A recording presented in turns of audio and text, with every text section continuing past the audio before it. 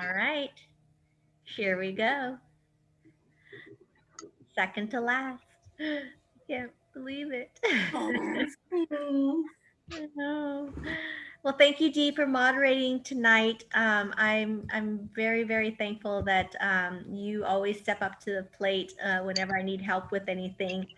And next Saturday or Sunday will be the last book study, and Anna Jaworski, who started, she was the first one to moderate for this.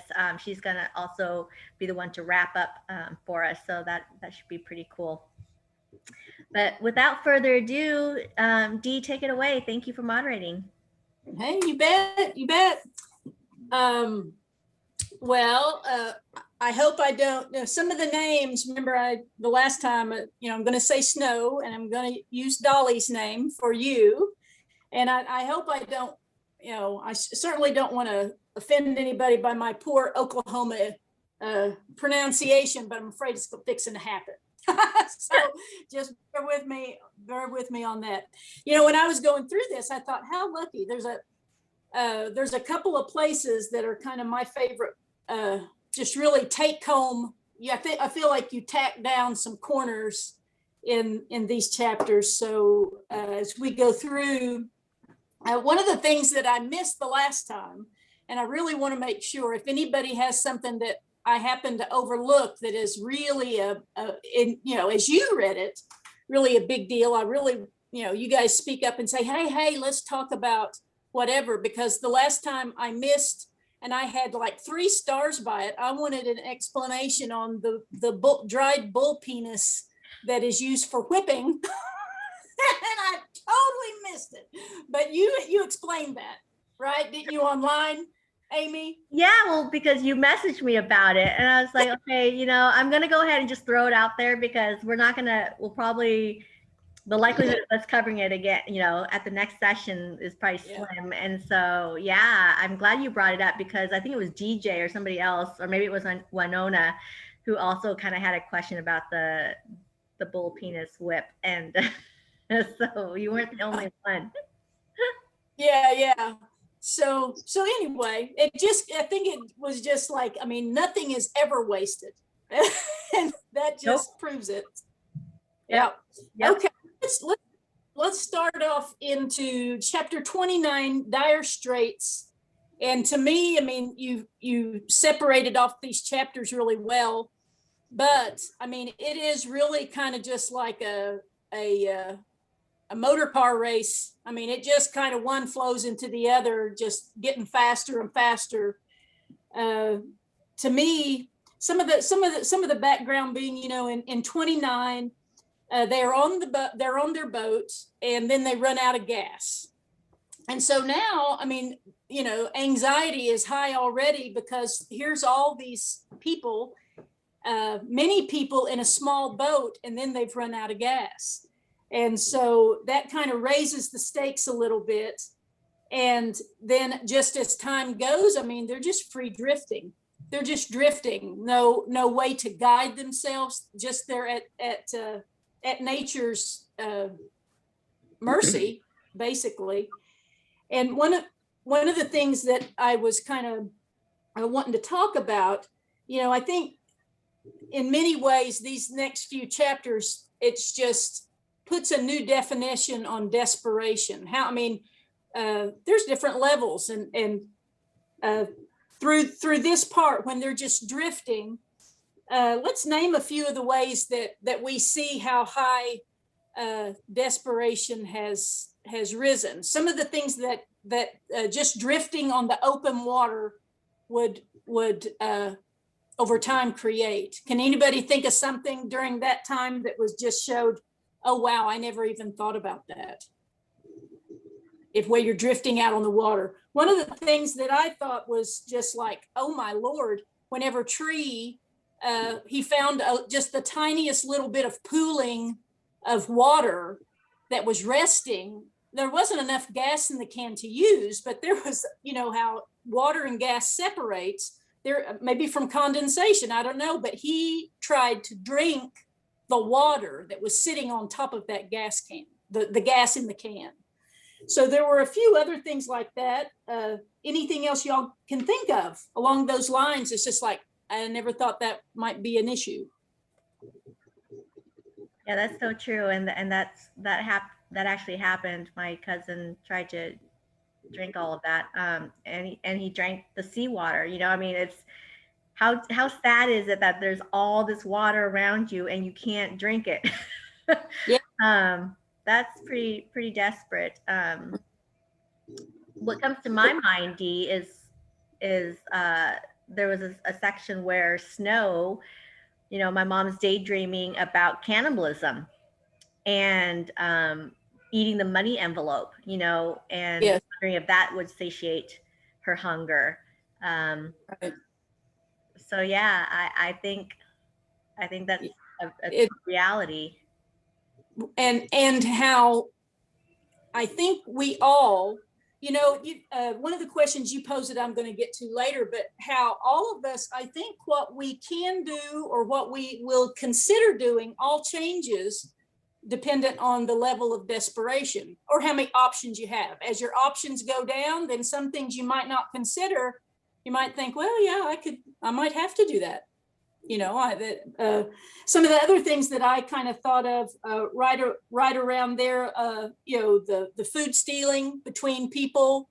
Everybody brought their own food, but you mentioned, somebody stole the jicama, and and then they divided the last of the sunflower seeds. They had just had a little bit of sunflower seeds, but they made, I think, I didn't write this down, but to my memory, the elders made sure the sick and the elders, got a little portion first, and then they split up what little bit of food they had. People all got some of it. So, and then as time goes, when they're drifting, I was trying to imagine, you list several things: the heat and the vomit and the pee, just the smells that would get worse with that. And the mosquitoes and the storms, all of these things that you're just out there floating on. And I was trying to think to myself, which of those would be the most difficult for me to deal with, between the heat and all the different smells that would also make you vomit, and the thirst, the mosquitoes and the storms. I think to me, the thirst would be, and thirst with hunger might be the worst of it. But do any of you guys have anything different that you would say would be the worst thing for you between all of that? The heat, the smells, the thirst, mosquitoes, and storms. I think altogether it's terrible, just the worst. It's hell. That's what it is. I mean, it's a hell that you've never been through. Not knowing too, not knowing what the next minute or the next hour or day is going to bring. Yeah. For me, that's one of the things too. I mean, obviously there's the physical part of it, but it's just the mental of not knowing, I think sure. Yeah. Right. This is, during this part, they do have incidents with the Thai pirates, and you never know when somebody's taken, if they're going to be put into slavery, raped, put on an island as basically sex slaves, where they can come back and come back and come back, splitting the women and men into different groups, and rummaging through belongings.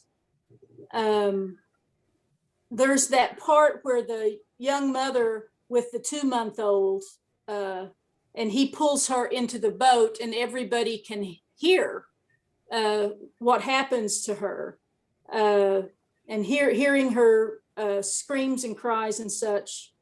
And for me, there's a place later on, and I'll just go ahead and get to it because this kind of hooks up here. There's a place later in one of the other chapters where Snow is so demonstrative with going and seeking to help the woman who's been raped. And I can't remember, I probably would mess up her name even so. But, she goes and comforts her and comforts her and goes out of her way to walk over there and all of that kind of stuff. And I was kind of drawing, I don't know why, but one of the first things I thought of was in a place where you don't want to really draw attention to yourself and such, she didn't mind at all going, she went out when others wouldn't go and comfort her. And one of the first things I thought of was perhaps this is kind of an extension of, when her family member niece was kidnapped and nobody knew what happened to her. Was she raped? Was she sold into slavery? And all that kind of thing. And I just think that maybe in some kind of a way, not only was she concerned for her friend that had just been brutalized, but, it was a way of her being able to care for her niece that she never got to do. Reaching back for somebody to give a comfort to somebody who had been in the same situation. Here's one of Amy's questions that I'll throw out here for chapter 29. The Thai pirates take over the trawler. What do you suppose happened to these Thai fishermen who turned to piracy and violence to take what they want from the helpless boat people? So what do you think happened to those guys that became pirates and because that they once were fishermen, knew the open waters really well. Easy pickings for people who are out there who don't know the water as well. Anybody got any thoughts? I feel like inherently we're all pretty good people, right? And desperate situations bring out the desperation in us. And I think these Thai fishermen are also were dealing with, tough times, feeding their family and government controls and that kind of thing. And so here is an opportunity, all these Vietnamese refugees are helpless in this boat. And here's an opportunity, an easy opportunity. And who's going to know? There's no border patrol. There's no coast guards. There's, international waters are not patrolled. So sometimes it's like, if nobody sees, it didn't happen. And, but yeah, I feel like desperation is what makes us turn into animals, or to do that to other human beings. Right. But well, and plus, I mean, it would be different if they just thought these people were out fishing too, or just people out on a boat, but they know those people, anything they have a value, they know they've got it with them, and so it is kind of easy picking. If they had anything of value, they got it with them. It's kind of like, shooting fish in a barrel. Yeah. Just go for it. Yeah, absolutely. Okay, let's move on to chapter 30. And I got one comment. That desperation is a powerful motivator, which is very, very true. I've got one comment about the Thai fishermen. Maybe they were afraid of getting attacked by the pirates themselves. So to make a lesser of the evil, they decided to join with them because they knew also that they could make more money, but they were at less a danger being part of that group than have themselves be attacked by the pirates. Well, there you go. I hadn't thought of that angle. That's an interesting perspective. Yeah. Yeah. It's kind of like bullies, right? You kind of join that bully crowd so that you're not bullied yourself. Yeah. And probably since the pirates were former fishermen too, they may have known them and recruited them and say, hey, I'm going to get you the next time you go out if you don't join with us. Yeah. It was a possibility. Yeah. Well, there again, the survival thing. Everybody's got to have some kind of protection, you know? Okay. Alrighty. So now into chapter 30, Glow in the Water.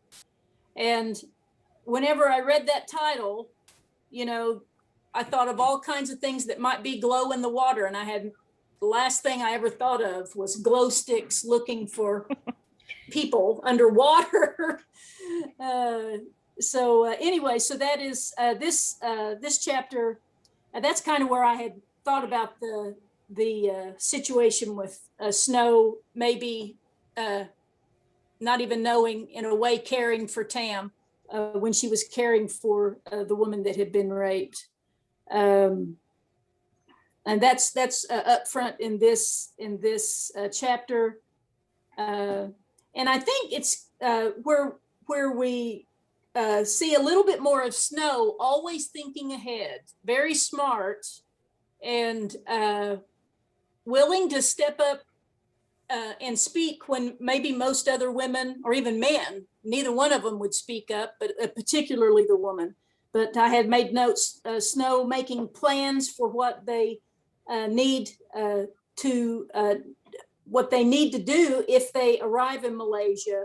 Like, you know, the guy who stepped on the sea urchin, or was it the jellyfish, and the 5 women that had been ambushed from the boat and raped, that they would need care and all of that. She's making plans for what needs to happen.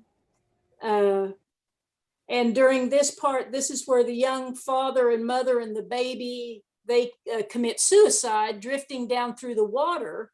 That's where Glow in the Water basically comes from. And, you know, was it Snow that had the glow sticks, right? So she had given them to a couple of men, and then she just took one herself, and she was going looking as well, trying to use the glow sticks for light. And just another very vivid visual demonstration of, you know, what would you do in desperation. Well, and Snow was a good swimmer. She was a strong swimmer, you know, and a lot of Vietnamese people are not very good. Well, back then anyway, there weren't a lot of very strong swimmers. And there were a lot of people who actually tried to learn how to swim in preparation of their. Oh. Yes. And so I think that's one of the reasons why I wrote that scene with Snow jumping in, because she had the glow sticks from her underground trading, right? From the military that left those behind. But secondly, she was probably the only one that really was a strong swimmer. There were a few probably on the boat that could swim. But you know, when you're tired and you're hungry and you're weak, Oh, yeah, and all those other things, the last thing you want to do is jump in the water. right. So Right, for sure. There was a contrast here between death and life when she dove into the water and all of the aquatic life that she saw under the ocean, and yet the people that she was there to try to save, that she went into the water for, they were unable to find. So I thought that was kind of an interesting contrast, that she noticed all of that life around her, and yet they're in the middle of death. yeah. Oh, yeah. Yeah. Beauty contrasted with the death. True. I have a question about the culture of rape in Vietnam. What was that like? Because I know in some cultures, like I want to say India, maybe, you know, if a woman's raped, it shames the family, and the family has to do something drastic to get their honor back. What's it like for Vietnamese? I'm froze up. I don't know if anybody can hear me. We can hear you, Dee. That's a really good question, Francis. And from my understanding, similar to India, you know, it's always upon the woman. It's her shame. It's her family's shame. It's always her fault. And God forbid if she gets pregnant, right? But there is no such thing as psychiatric help or, mental health awareness programs. It really is, it boils down to the woman trying to live out the rest of her life dealing with that trauma alone on her own, and she's ruined. She's damaged goods. No one's going to want to touch her. No one's going to want to marry her. Um, so there's suicide that happens. Obviously, there's mental health issues that nobody addresses, and it's really sad, honestly. I don't know what more to say other than, Well, in her case, she was married, right? yeah. So in that character's case, she was married. She was raped by the Thai pirates. She ended up committing suicide while holding on to her baby, I think. And her husband no longer feels like a man. Like, he can't provide for her. He can't take care of his family. He doesn't know what to do. He can't reach her and talk to her. And maybe, and this is something we'll never know. Like, maybe he woke up in the middle of the night, found out she was gone, jumped in to look for her, and just kind of gave up himself, or got stung by jellyfish. I mean, it's just, it leaves to your imagination as to what really happened to that family. Yeah, but I mean, in the culture though, if the woman, say she was married, like in this situation, she was married and she was raped, would the husband stand by her, or would he? Well, I know that in this case, he felt helpless and defenseless, but Yeah. In the culture, would that lead to divorce, or would he just leave her, or? I honestly don't know. I don't have an answer to that. I think it boils down to the person. But culturally, it's a stigma, obviously. And, it's always that belief that you brought it upon yourself, sadly. And even in our culture, in the American culture, sometimes that's the viewpoint. Okay, great. But in this situation, obviously, it's different. They're helpless out in the middle of the ocean. But back in country, I mean, I don't know. Maybe there's perspective that Larry can give as an American who served there. But there was one veteran who witnessed his comrade getting blown up, by the Viet Cong, and he was so enraged and just upset about the whole thing that he went the next day and attacked a village and murdered. It was a murderer spree and raped women because he was just so freaking pissed off at what happened to his unit. So I don't have an answer, honestly, Francis. It's specific to the person, I guess. Yeah, it's a shame. I mean, you would think that because it was happening so frequently, and from these pirates, that nobody's fault of anybody's, really. Yeah. That the thought process of the stigma would change based on that. You know what I mean? Yeah, probably. I mean, it's circumstantial, and I think. Yeah. I think we, as a man, maybe that, a husband would probably be understanding of the situation, and culturally they would be understanding the situation and not put that stigma on the woman. But she herself, obviously, would put that stigma on herself. Yeah. Thinking that there was probably something she could have done to make that not happen. Yeah. Well, I'm back. Hi, Dee. I got bumped off. So if I take an exit, I'm just scrambling trying to get back in. So let's. You may have heard this, but I want to go to one of your questions, Amy, for chapter 30. The boat people are coming to terms with the pirate attack. A family of 3 commits suicide, and the only saving grace is that they see land. However, the Indonesian officials turned them away. why do you suppose the officials did not take the refugees in? Well, I think it was because they already had another location set up to accept them. And it would have been a strain on their area if they, if they let one person do it, then they got to let them all do it. You know what I mean? So I think it was because they knew that there was another area all set up. They just needed to point them in the right direction. All right. Hi, Jay. Yeah, I'm back. You got an interruption. Did Yeah. you have any thoughts on what Dee's question was? Who? Well, that's probably Galan they're talking about. But in the pirates thing, I already know about that in Chow Joe. And they look for people's stuff in there. And we addressed that in the play. But and I think it's probably Galang they're talking about, and she was talking about. Yeah, so they actually ended up first on one side of the Indonesian islands, and they got sent away. And then eventually they ended up in Galang on the refugee camp there. Yeah. Yeah.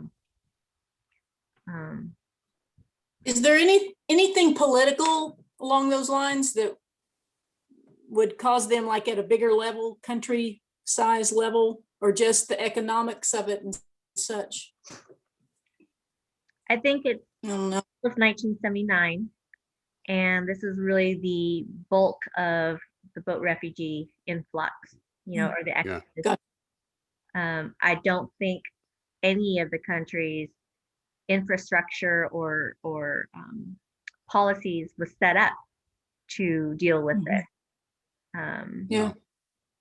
People were just landing on the shores hundreds at a time each day and setting up camp and just kind of taking over. And there wasn't enough military to handle all of that. And there's red tape everywhere. There's politics everywhere. So Yeah. you got to follow that, whatever the government tells you. Yeah. And Yeah. CQ was one of those. And Father Joe and Father Clark told me when Father Joe had been able to get inroads into that, and he said as far he was concerned, bureaucracies are humanity's self-inflicted cross. So Yeah, it's sort of a bureaucracy. And even with with there were so many ships out there, on humanitarian efforts to rescue these boat people, but they couldn't dock anywhere. They couldn't go, to ports because those countries would not let them come. There's all these stipulations, and there's also these, I'm shutting down the door, and we've had enough refugees coming in. We're not accepting any more. So yeah, and once you accept them, it's like you're responsible, and do you have the money, and do you have the resources, and do you have, the procedures in place to resettle them? It's a huge responsibility. Right.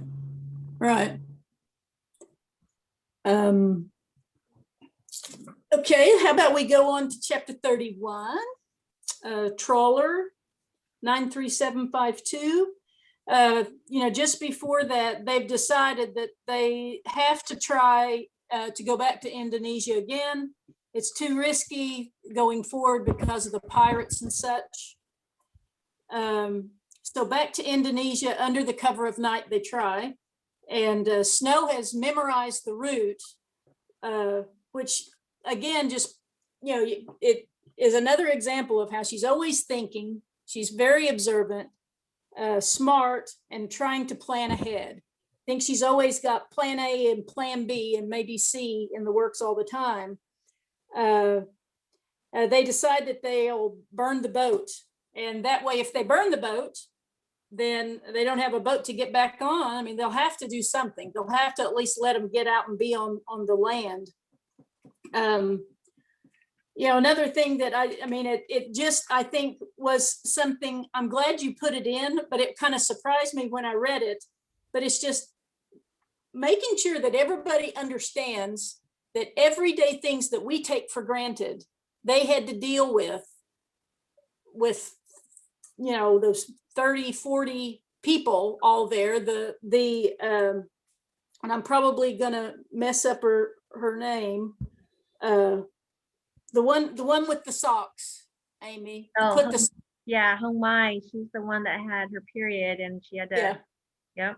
Mm-hmm. Yeah, and so, I mean, it would be enough, and it sounded like, I mean, she had maybe some other problems with it, endometriosis, she had severe cramps, and here she is, she's coming on her menstrual cycle, and so Snow is trying to help her think it out, and they're like, well, you know, you can put these extra socks to absorb the blood, and then she's like, and we'll rinse them out, and she said, but don't do it right now because it may attract sharks. And I'm thinking, oh my sweet Jesus, are you serious? You've got to think of all these things. So to me, I mean, it was one of those things. It's like, yeah, every little thing they had to deal with going through that. And one of the comments I made right about there, which was something I really loved about there, where you talked about Dr. Duck again, what he had told her and what she remembered about, you know, he knew she would get to a place that would almost seem unbearable. And you guys all remember it was that, you know, no matter how hard it gets, the hardships back here will eclipse what you have experienced, you know, on that other side. And then somebody give me your thoughts and your emotions about when the AK-47s started firing. And Amy says this was a real deal, right? Didn't y'all have gunfire? Oh, yes. So somebody tell me your thoughts, what you were thinking whenever it's like, oh my gosh, they faced gunfire.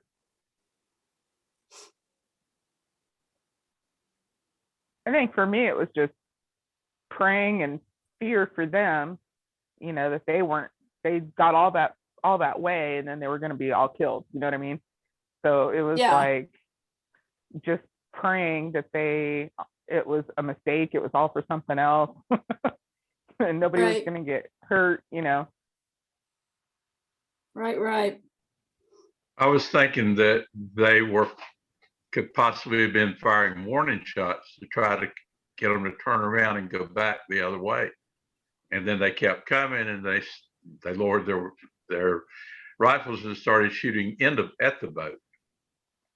Yeah, Larry hit it right on the head. That's what it started out as, you know, warning shots to scare us. And then they meant business because we were not doing anything.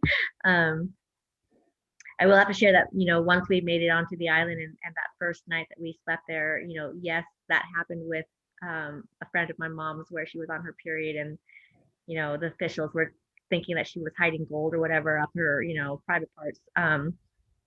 But they also slept, you know, they tried to make makeshift huts and that kind of stuff. And my mom said that on one of those nights, there were snakes that had landed on top of the bamboo and the leaves and everything. And the weight of all those snakes actually went down. And in the middle of the night, they were woken up by just snakes falling onto their bodies because they fell through the roof. And oh, wow. Yeah. And she's like, you know, can you imagine? I'm scared to death of snakes but for different reasons. You know, I was in book 3, book 2. I explained my fear of snakes, but for my mom, that's where her fear stemmed from, was all these snakes falling through the roof. Oh my goodness. Yeah, that'd be traumatizing. Yeah. Oh, yeah. I mean, it's right up there with the AK-47 for me. I hate them. Well, I don't even know what the range is for, you know, AK-47s. Like, how far can you shoot with those those things. But I don't know. You guys could probably tell us. How But- far can you shoot with the 47? but even with the Anybody? fear of the guns, that's enough to scare me. I Yeah, don't care if it's 5 feet or 50 feet. right. Hang on, I got lost. Oh yeah.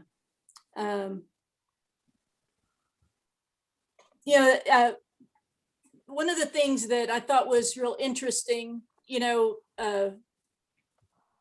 Snow at that point, whenever it was OMMO, right, that had grabbed her friend's pants and was pulling. And then she said, "You're not going to find anything." She's on her cycle and he's looking for valuables and everything. And then it's like, okay, that kind of passes. And then she doesn't let him forget it. And he was like, "We were looking for valuables." And she says, "In her vagina," just the fact that she used her words,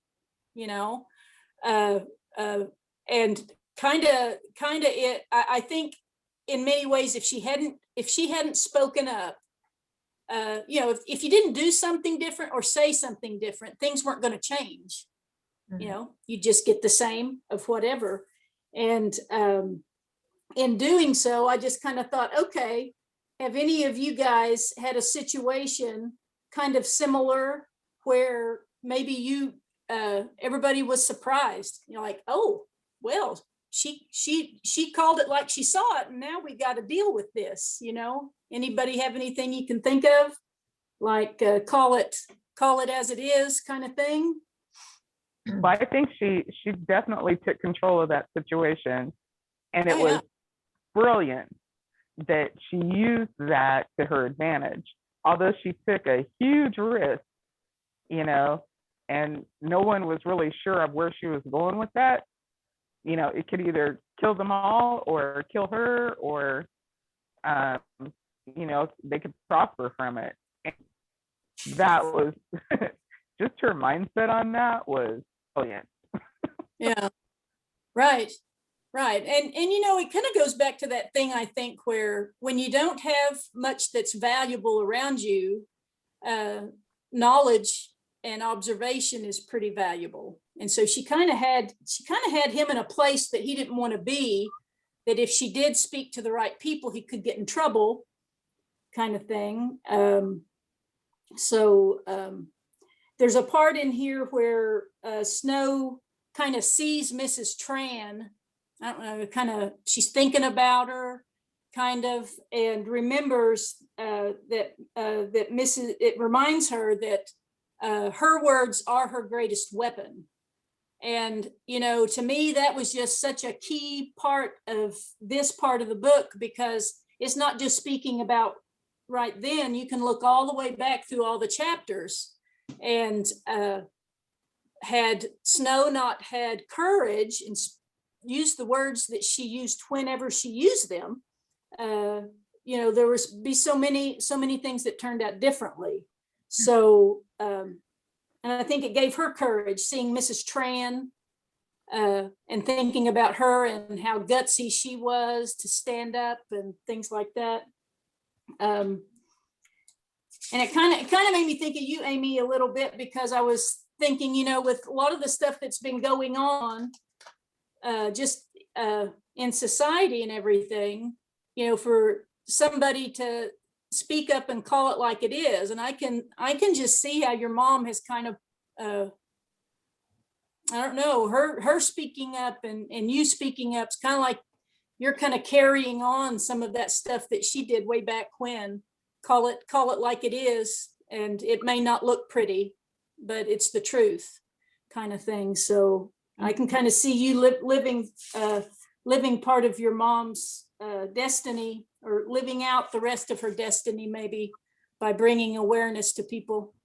So, well, Mom and I, we're very tolerant people. You ask for something and we will literally give you the shirt off of our backs, and she's always taught me that way. And we'll give you a mile. You ask for an inch, we'll give you a mile. But at some point, enough is enough. Yeah. And I think part of it is, for me personally, having worked in corporate and dealing with executives, you have to be able to choose your timing and your words right, Oh, to influence someone who is more powerful than you.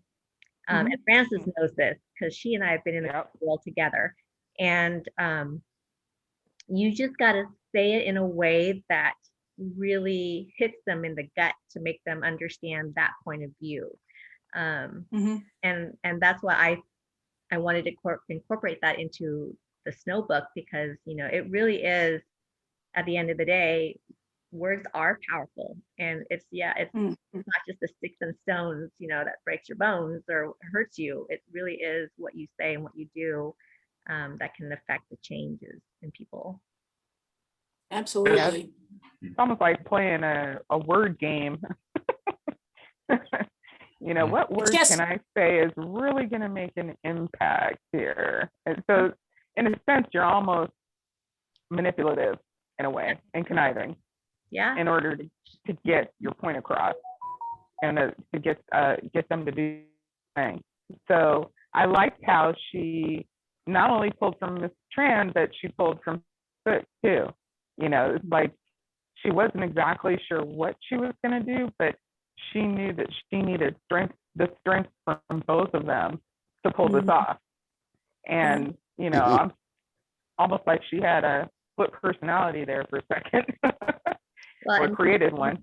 She did share with me that story of the official who fell in love with her. She didn't share with me his name. I just picked out OMMO as a random name, but she told me that he actually was looking for stuff in her friend's pants, and she called him out on it, and she said that she chose to hide his secret and not tell his commanding officer, and because of that, she gained favors with him and his buddies, to the point where she was able to get special treatment, and that was what helped her kind of survive that stage in their journey. And of course, we all know in the book too that OMMO falls in love with her and wants her to stay, and so we almost did. And I still remember, sitting underneath those palm trees, listening to him play his instrument, and him. I mean, we could have stayed in Indonesia, but we didn't. So, Wow. yeah. Wow. I was wondering, because when the commanding officer came back and asked those questions to her, to all of them, he was very specific. Like he already knew something happened, and I'm wondering how he knew that, or how he got word that something happened that night. Well, I mean, I think as a commanding officer, you kind of know what's going on in your unit. You either have a snitch, or you see certain things, or repeated patterns. I was gonna say that's probably what they're used to doing. Used to doing. Yeah. So if it's not OMMO, maybe it's someone else in his unit, that has done that with boat refugees who've washed up on shore like baby seals. Yeah.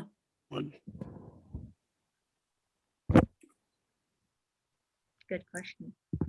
Yes, somebody. Okay. Just to clear up the AK-47 question, the effective firing range is 350 meters, which equals 380 yards. So they were getting pretty close to the shore. Yeah. Yeah. Wow. Thank you. Yeah. Wow. And another comment I made, which you kind of already mentioned, just the way that it's kind of that thing where, everybody, if you help somebody, then they'll help you. And I mentioned that basically she knew she was leveraging information for food. And if she told, he might get in trouble, but it wouldn't change their lives if he got in trouble, really, but if she could leverage it into food, then, they could last a few more days. So let me see here. Yeah, this was a good one. This is another one of Amy's. In the midst of chaos, humanity goes out the door. We see this in chapter 31, when the AK-47s are firing at the boat and it's sinking. Snow fights a woman by stomping on her foot, stomping on the lady. I thought she stomped on her hand, but stomping on her foot for a piece of wood that she was going to put Dolly on to push her to shore. This is a good one. It made me think a little bit. So everybody take a second. Think about a time when your fight or flight instinct kicked in. What did you do? And why did you do it? And did it make you feel differently during and after?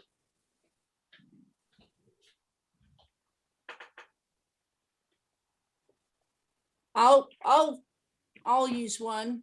I'm a physical therapist by trade, but mostly done outpatient and home health. My last probably 20 years. But before that, I was in the hospital quite a bit, and it hasn't been that long ago. Just a few years ago, my mom had a pretty bad accident. She in a car wreck. She wasn't driving, but the car rolled 2 times, and I get a call. Actually, her phone was by her feet. They had rolled over, and it just so happened I'd given her a new phone. And when she got her phone, it was an iPhone, my number was right. All she had to do was punch the button. And she said, the ambulance is coming. I don't know where I am. I knew where she was going. So I ended up finding her in Lawton. She broke her back and several other things. And it was a little hospital that I didn't have a lot of confidence in.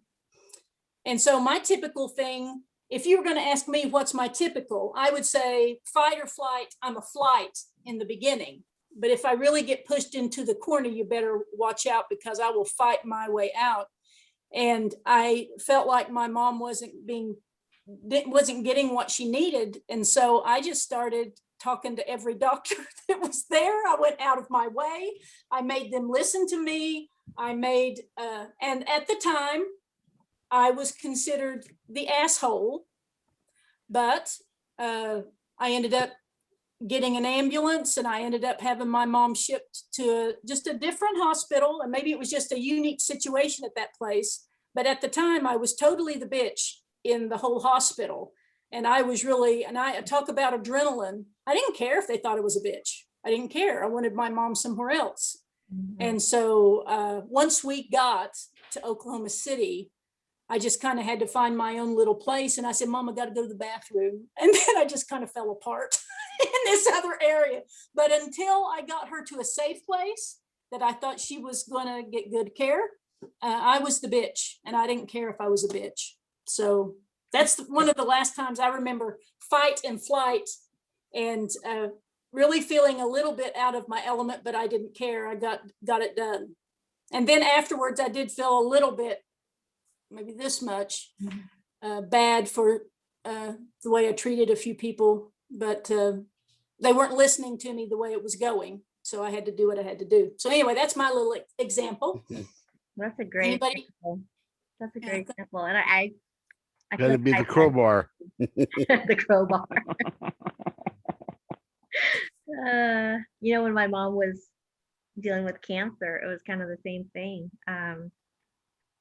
In the sense that, she was getting cancer treatment, but I just didn't feel like they weren't paying attention to her as a patient. She was a cancer is what they were looking at her as, right? And so and normally I'm not the kind of person who's outspoken, or I just kind of let things kind of go, right? And so, but for that situation, this is my mom's life we're dealing with, and I have to step up and do the same thing, Dee, kind of be a bitch and say, enough is enough. This is not what we're going to do. We're going to seek alternative medication, put her on CBD oil, put her on, different kinds of juicing and that kind of stuff. They totally didn't agree with me with it. But at the end of the day, it's like, yeah, too bad. Yeah. And I can think of reasons or situations where I did that with my son. If you have a kid, that comes into play all the time. You're always constantly fighting for your child and your family, and out in the corporate world, you're also fighting. It's just, yeah. Yeah. Yeah, I think in my situation, I can't remember a specific time. I know I've done fight or flight many, many, many times, but you know, I was a single parent for 12 years, for the first 12 years of my kids' lives, and I have 4 of them. And there was many times, my electricity got shut off, or I lost my job and I couldn't pay my rent, or, we didn't have enough food in the house. But all of those times I fought to get the electricity turned back on, to get another job, to get us through each day, each day, each day, each day. And it wasn't until later on, actually right before I moved to Arizona, that my sister pointed it out to me. And she says, I don't know how you do it. And I said, what are you talking about? And she said, you end up in these situations, not necessarily any fault of your own, but you're struggling. And she goes, and then miraculously, you're out of it. She goes, you have no idea how blessed you are. And, so now as I've gotten older, I've kind of calmed down with the flight thing. And I just realized that it's just another day. I'll get through it. You've been through it so much that you kind of build up a tolerance to it, but you also build up knowledge and experience on how to get through it. So now it's just like, all right, I lose my job tomorrow, I'll go find another one. My lights get turned off, I'll start, trying to figure out how to get it back on, or I don't have that problem now, but still. Great. Great also, I would say. And it just amazes me the human spirit and what we go through, because I have friends who are really, really successful in every sense of the word successful, right? And then there's friends who are just what I would say hot messes. They're constantly struggling. They're constantly asking, usually for financial help. And I just don't get, I don't know, I don't understand if they're just making poor decisions, if they don't know how to manage their finances, if they just don't have the grit to keep a job, so, but they surprise me because they're still going on, they're still surviving, they're still living day by day, they're still managing to take care of their family and feed themselves. And so I think that we as human beings rise to the occasion. I've said this before, to certain situations, we just don't know how to give up. For the Yeah. That's right. Well, I know, Amy, you saw one time when I was in desperate need, I swear.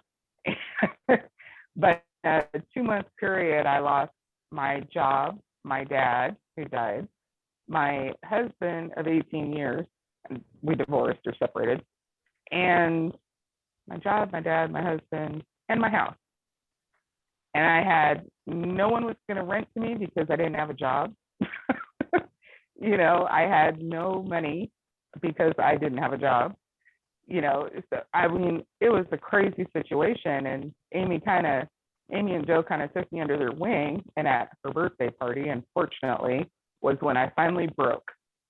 And I remember it specifically because you turned around and said to me, I was wondering how long it was going to take you.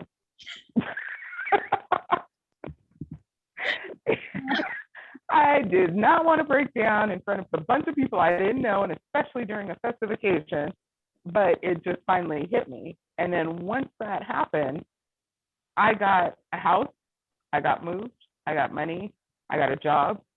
Everything came back together in a weekend. So by Friday, I didn't know where I was moving to. By Monday, I was moved in. It was the strangest thing. Wow. Wow. You just gotta say, Jesus, take the wheel, or I'm gonna. And that's exactly what I did. I'm going to be humble and just let people know that I need help, and someone will be there for you. Yeah. And that is the hardest thing too, is to ask for help. That's the most. It's embarrassing, but it's also hard. So a lot of times people don't ask for help until they absolutely need to. But those that don't know what your struggle is think, oh, you're just asking just to be asking. But a lot of times people, well, not all people, but some people will wait until the very last minute to ask because they're just, it's their pride, or they're too embarrassed, or, they're still trying to figure it out on their own. Yeah. But it's the most humbling experience ever to have to go through that. Yeah. And I think what you went through is similar to what the majority of the refugees went through when they arrived in the refugee camps. They had very little. They didn't know where they were going when they would get sponsored. They didn't know where they would be living, what kind of job they would be able to get, or even where they were going. And so I think you went through here what Amy and her family went through coming in from the refugee camp. Yeah. Yeah, and you definitely have to keep your wits about you in order to figure it out. But, in the meantime, you still have to live every day, you still have to get through each day the best that you can with what you've got. Okay. Cool. That's good discussion. Yay. Yay. Yes. Yes. All right. We've got one more question, but I always like your pictures. No, let's do your question. Well, actually, the best question of the last chapter is the one you wrote. So I have some others, but they're not as good. I'm just saying, you really wrote good questions. I wrote mine, and then I read all yours, and I thought, well, I'm doing Amy's first. That happened to me too. They're better than mine, Amy. So anyway, in chapter 32, we meet OMMO. Like Min Hong, he follows orders to beat the refugees and interrogate them, but he shows a softer side, playing his rebob and bringing the stranded refugees pieces of comfort. What was your gut reaction when you first ran into this new character? What did you first think of OMMO when she introduced him?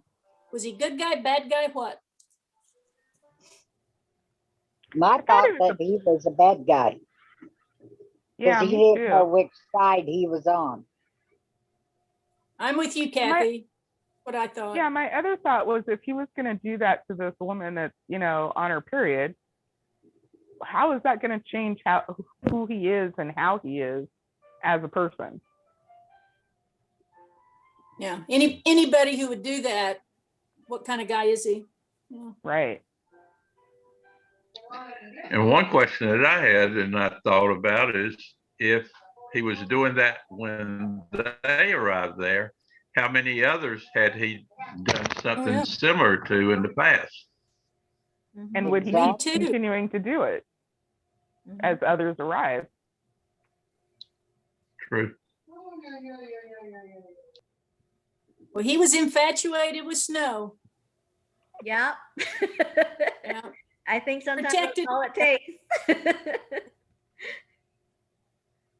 True. No, I think I was suspicious of him. I thought, yeah, this is another trap. So. Yeah. Yeah, and I was like, don't stay with him. Keep it moving. Not settle. I love it. Oh, Lord have mercy. All right. Well, I'd like to see some pictures, Amy, if you got any pictures. I got some pictures. Yes. All right. Here we go. All right. Well, first of all, just a quick little plug to Dee. Thank you so much. She's got a debut novel coming out, you all, and I hope you'll support her. The June 24th, that is Fireside, the James Johnson story that's coming out, and I love the series already because it has to do with characters in an assisted living home, and we don't often see that in novels, right?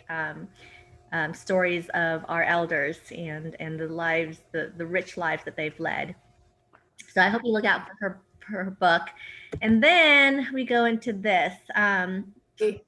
What I want to share here is in the upper left-hand corner, and let me know if I've shared these photos before, but in the upper left-hand corner is actually my dad and Annette in the book. Her real name is Lynette, and their child in Vietnam. And then down below is my dad today, or actually, wow. I would say 2020 when Snow in Seattle came out. So he's in his 80s now and still doing amazing. And then in the center top, that's my paternal grandparents. So that's my dad's parents. Wow. And my grandfather served in the military. And I don't know, but when I look at him, I see a little bit of French in him. And then my grandmother, when I first saw that photo, I seriously thought that was me. Yes. I saw that in my dad's house, and I thought, oh my God, that's me right there. And then down below, I think I've shared that is my maternal grandparents. And then upper right is my mom on the right with her friend at a beach, around the same time that my mom met my dad. And then down below are the 3 photos of my dad when he was in Vietnam and he was, bodybuilding. The guy with the muscles. Yes, my muscular dad. He's so Yeah. he eats the same thing every day, 1 egg and a sweet potato. And I'm like, oh Lord, I don't know how you do it. These are some photos that I found on the internet that inspired me when I was writing Snow in Vietnam. These are pictures of the Galang refugee camp, the officials on the Palau Galang camp, boats of that were out in the sea of boat people. And when I saw the one on the right with the fire and the burning, I was so mesmerized with that photo because I clearly remember standing on the shores and watching our boat burn and, with the sun set and everything. It was just an amazing imagery that I don't think I'll ever forget. But that's what inspired me there. And one of those houses on the lower left, is actually what we stayed in for a little bit while we were on the camp. Wow. Yeah. And then this, I know we're out of time, but if you get a chance, check out the YouTube video, 1979 special report, Vietnamese boat people. It was a CBS special that was done by Ed Bradley back in May of 1979. It's 49 minutes long. I watched this and it just brought me to tears, remembering what happened and the refugees that he interviewed, what their point of view was, what their hope was, and the squalor that they lived in. So I won't click on the link to take you to the video, but if you get a chance, check that out. And then my last slide is, of course, Dee's beautiful, which I just absolutely love. Thanks. So that is that. I'll stop sharing. I looked at that video, and I guess, much of it was just really, it was pretty powerful. But one of the things I wasn't expecting, when I saw those little kids in there, I kept thinking that would have been Amy's age. Look at that little kid. That would have been a kid about Amy's age. And and I don't know, the conditions are just, like you said, deplorable. And how nice they were. They were all so nice and smiling, and they had just been through gosh knows what. Very polite, very smiling, and just, I want freedom. I want freedom. Mm-hmm. Yeah. Yeah, and I've watched some of these videos, and I also saw that, Amy, too. You did? I watched it too. I tried to find myself and my mom in these videos and these pictures. Yeah. And that's what I was doing. I was looking for you guys. I belong to so many Facebook groups, which is how Jay and I kind of met, was through one of those refugee groups on Facebook. And every picture that gets posted, I'm looking at it really closely, like, is my mom in there? Or is Tree in there? Am I in there? We haven't found anything, but yeah, I'm just kind of, one of these days, I feel like I'm going to stumble on gold and I'm going to see a photo that someone posts, and there's going to be my mom in one of those refugee camps, back in 1979 or something. That would be pretty amazing. Well, alrighty. We have one more left next Sunday, and then that's it. So until then, I know. Have a great rest of your week, everyone, and thank you for coming. And Dee Dee, I should say, being a first-time comer, thank you for staying for the entire duration. Yay. Yay. Okay, I will go ahead and end this, and then we'll post it on YouTube if you ever want to revisit. Okay. Thanks, Thanks. Amy. Thank you. Thank you, Amy.